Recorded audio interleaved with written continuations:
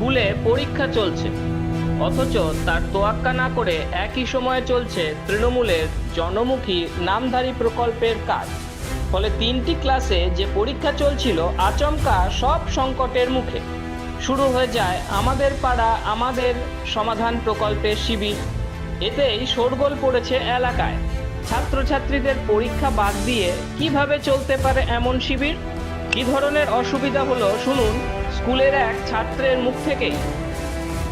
এই ওয়ার্ডের এমএলএ সাহেব এখানকার প্রধান সাহেব তো এখানে একটা মিটিং ডেকেছে। কোনো রাস্তার মানে কারোর কাছে কোনো রাস্তার মানে ডাউন হয়েছে, ভাঙাচোরা, সেটা প্রত্যেক ওয়ার্ডের দিয়ে ডাকছে।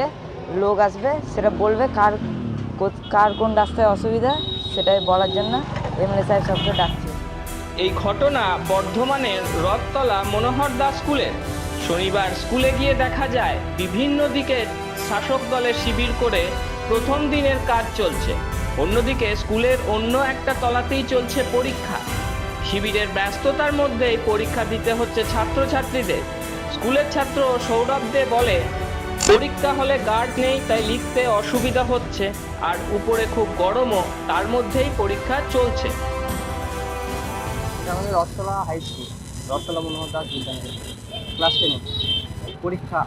আর এমনি আজকে একটা অনুষ্ঠান আছে, মানে এমনি এইখানের মানে রথতলার মধ্যে বা পুরো বর্ধমানের মধ্যেই তো মানে এমনি রাস্তা বাগানো বা ইলেকট্রিকের এই পোলগুলো ঠিক করা, মানে যার যেটা সমস্যা আছে সেটা বললে সেটা ঠিক হবে।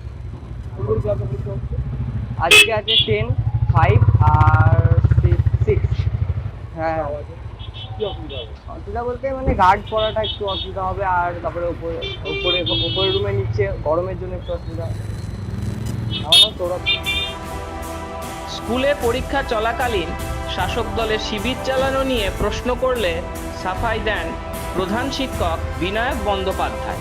তিনি বলেন, এতে কোনো সমস্যা হয়নি, কারণ শিবির একতলায় আর পরীক্ষা 3 তলায় হচ্ছে।